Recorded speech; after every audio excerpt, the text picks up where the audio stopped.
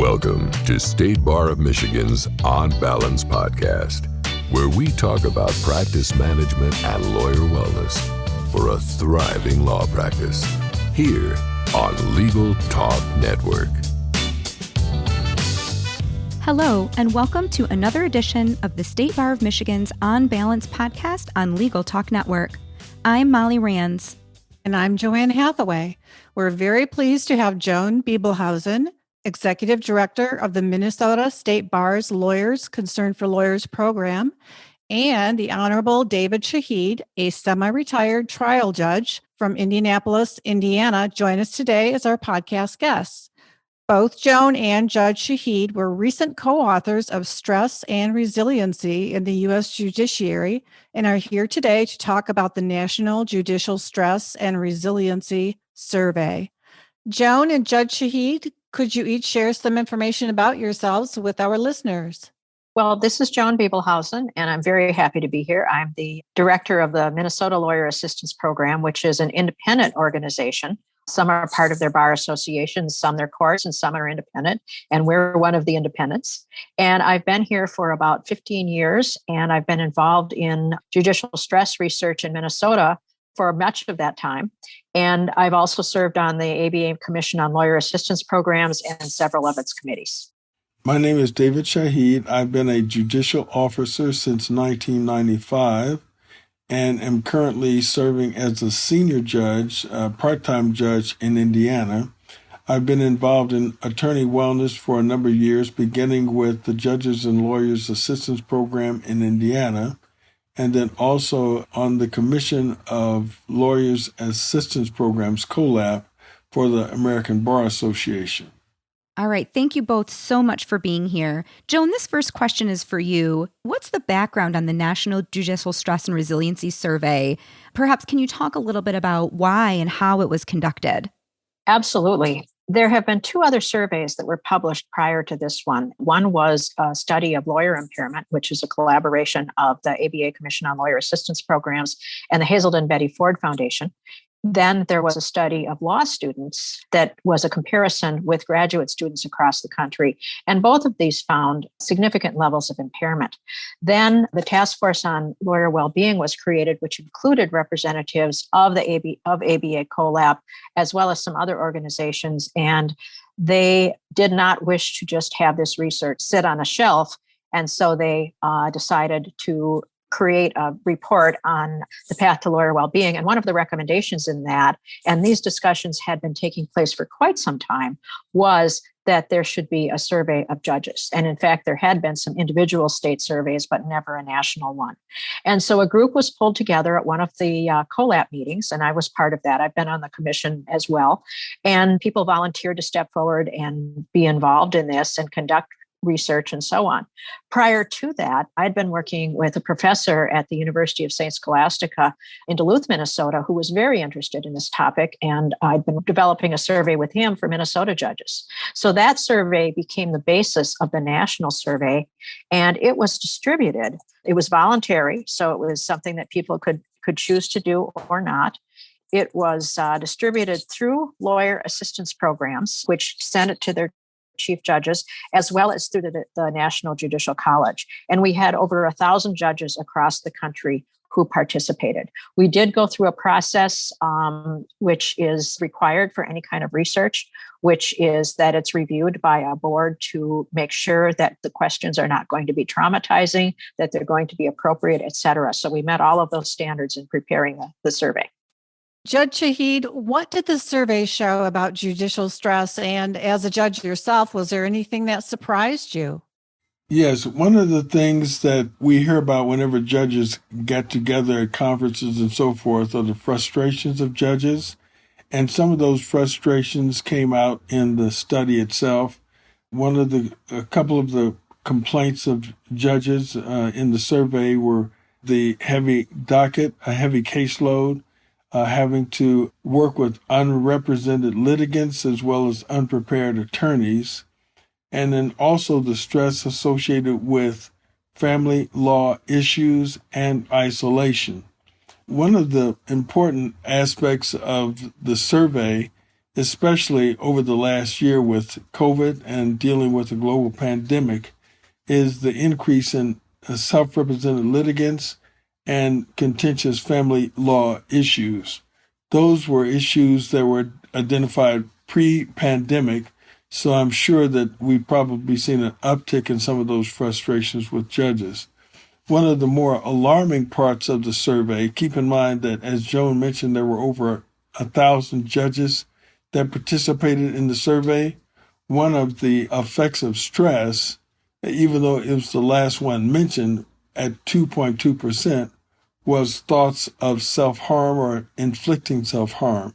Even though it was the last one mentioned, the fact that approximately 22 judges had considered self-harm as a part of just doing their job indicates that there is significant work for us to do in terms of judicial wellness and helping our colleagues.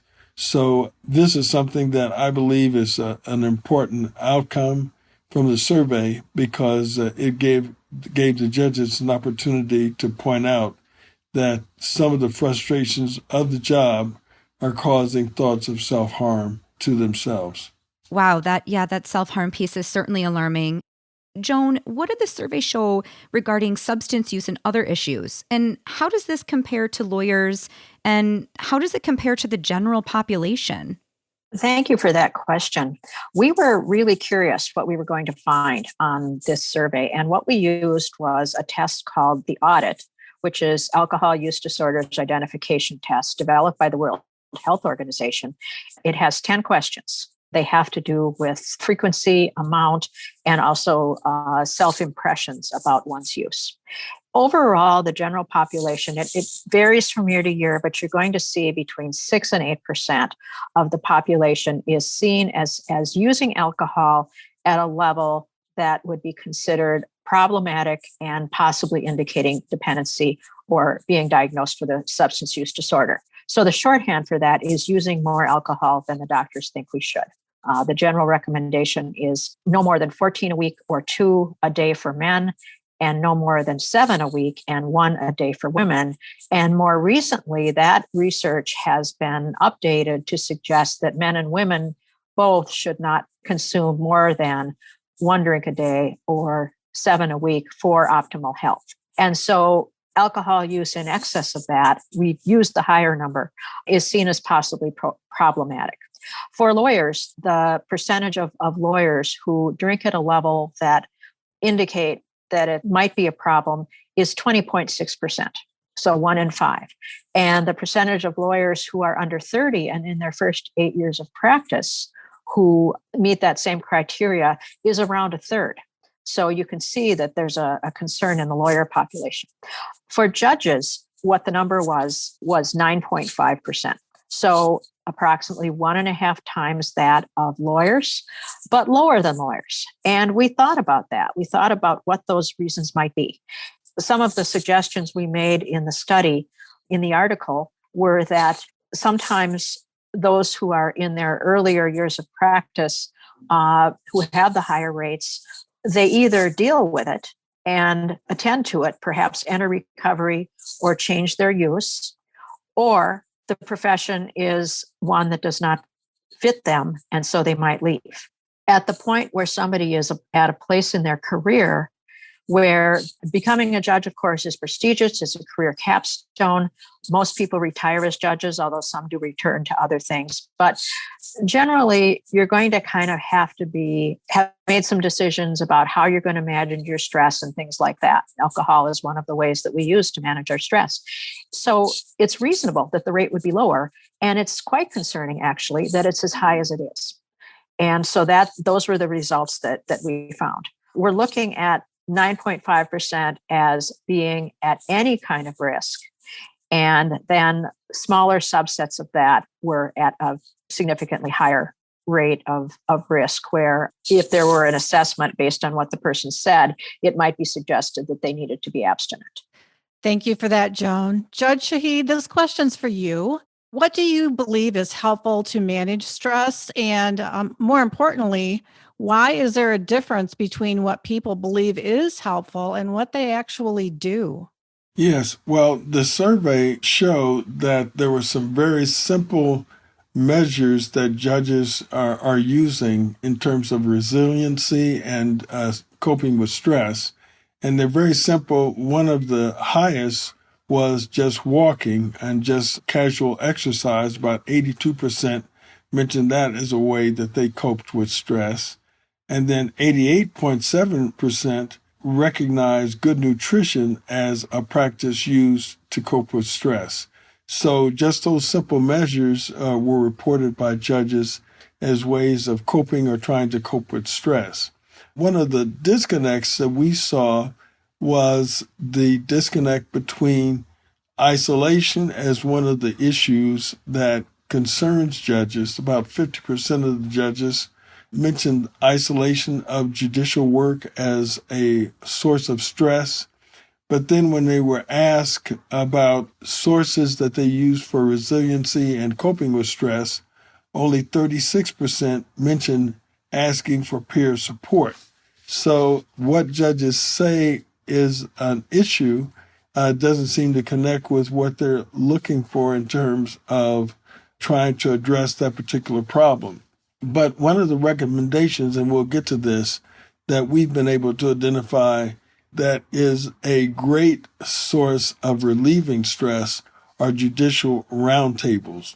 And judicial roundtables are simple enough, and we've used them with some of our annual judicial meetings, is we just advertise and make known that we're going to have a roundtable so judges can voluntarily come to those roundtable discussions.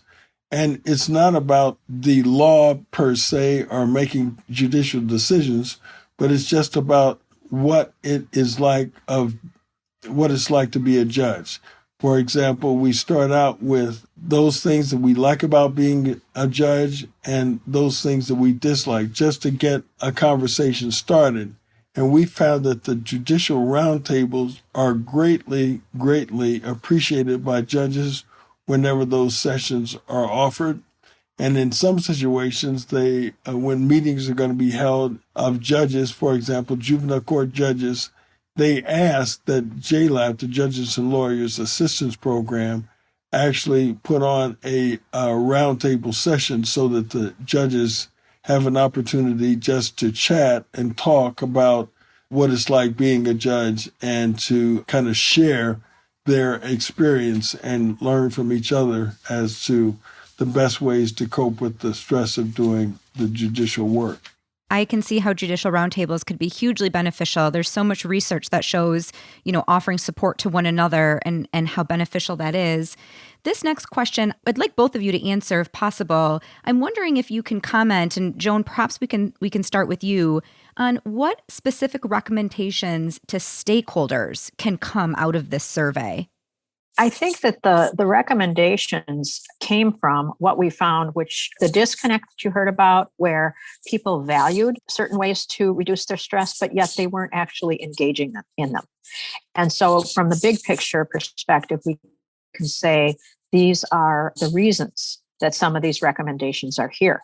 I think that what I didn't mention earlier is that there were also some results that talked about the kinds of things that might be seen as contributing to having depression or anxiety. And so almost 4 in 10 judges talked about having fatigue and low energy after several cases. 1 in 5, preoccupation with negative thoughts, and 15% being in a depressed mood. So that's a lot of judges who are feeling these things with this trauma that they are constantly exposed to, with the people who are having sometimes the worst days of their lives, and a judge is hearing this information.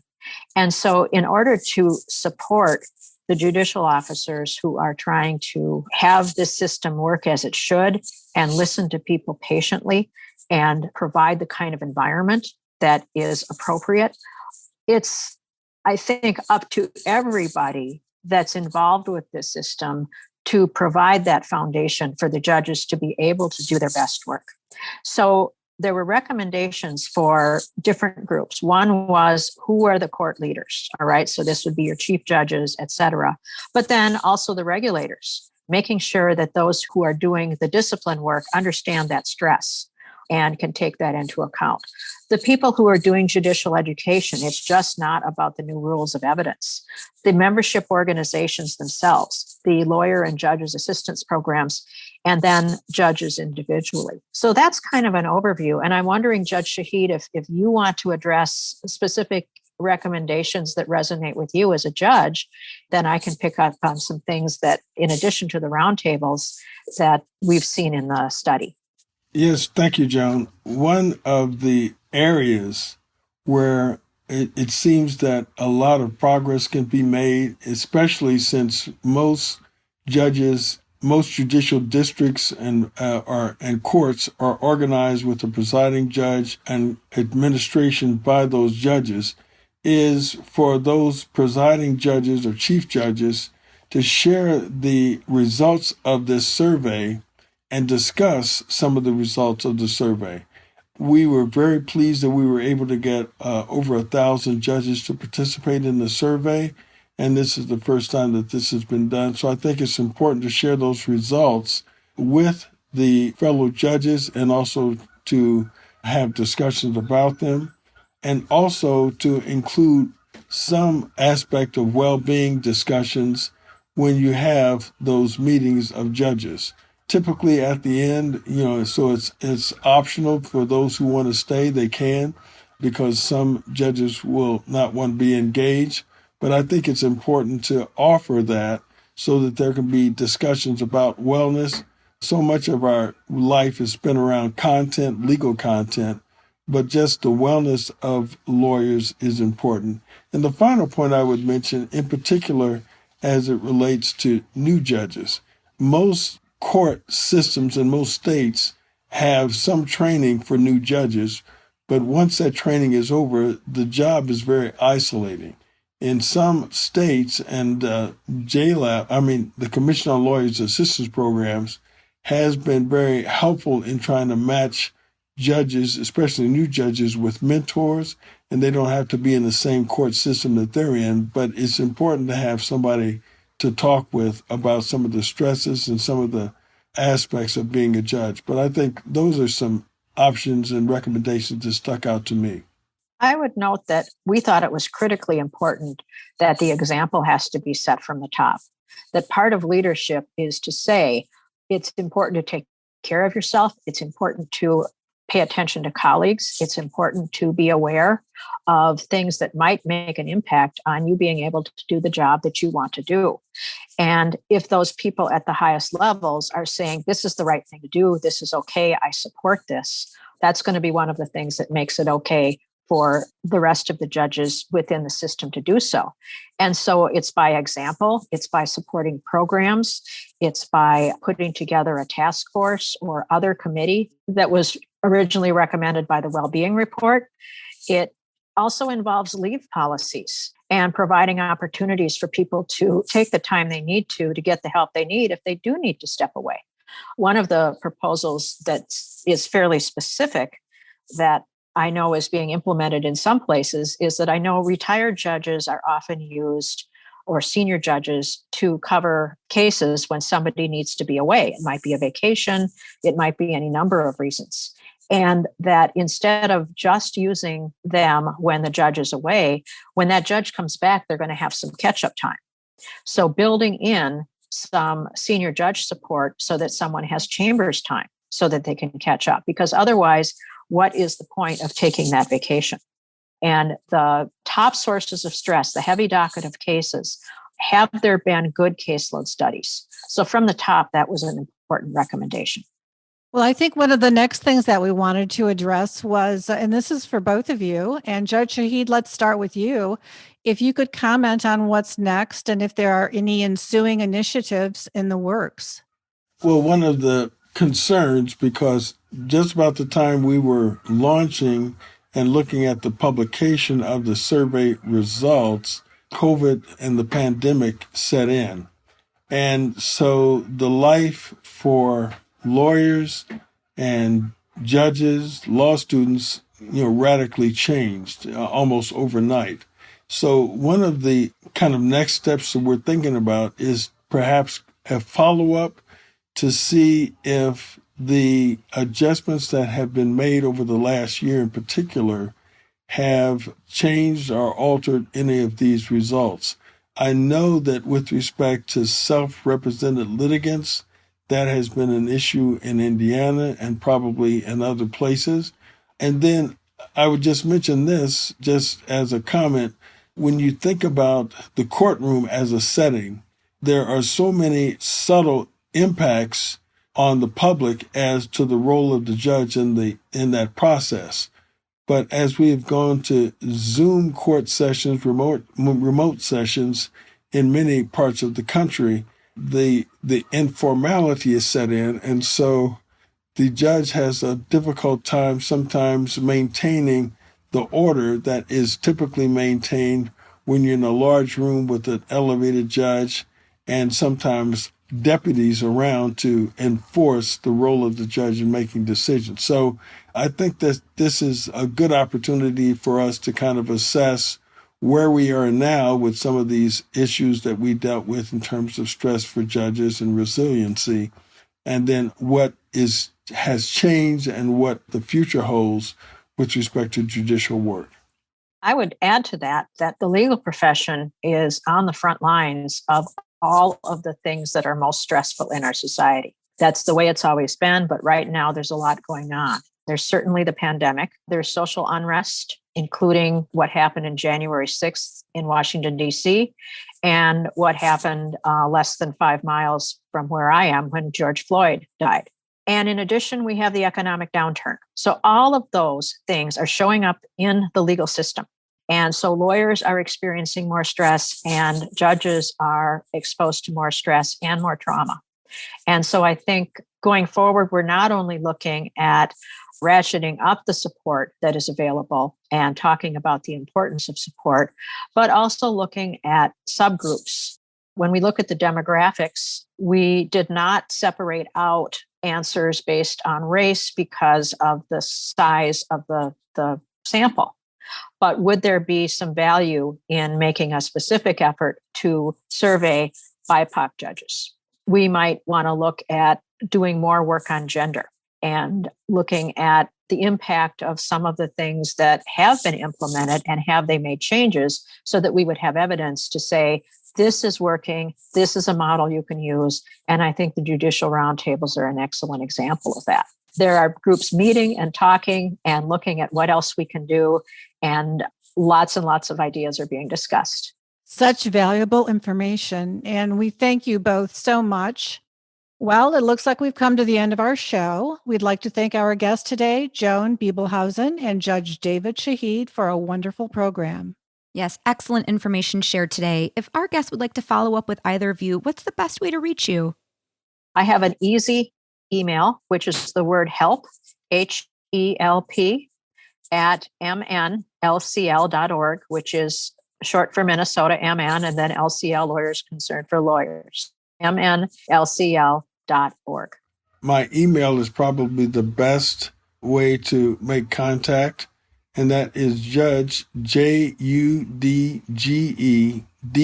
Shaheed, SHAHEED. That's all lowercase with no spaces or gaps at gmail.com. Thank you both again. This has been another edition of the State Bar of Michigan On Balance podcast.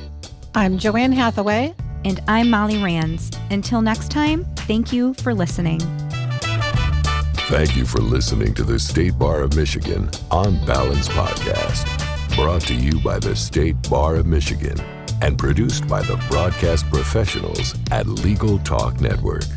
If you'd like more information about today's show, please visit LegalTalkNetwork.com. Subscribe via Apple Podcasts and RSS. Find the State Bar of Michigan and Legal Talk Network on Twitter, Facebook, and LinkedIn. Or download Legal Talk Network's free app in Google Play and iTunes. The views expressed by the participants of this program are their own and do not represent the views of, nor are they endorsed by Legal Talk Network or the State Bar of Michigan, or their respective officers, directors, employees, agents, representatives, shareholders, and subsidiaries. None of the content should be considered legal advice. As always, consult a lawyer.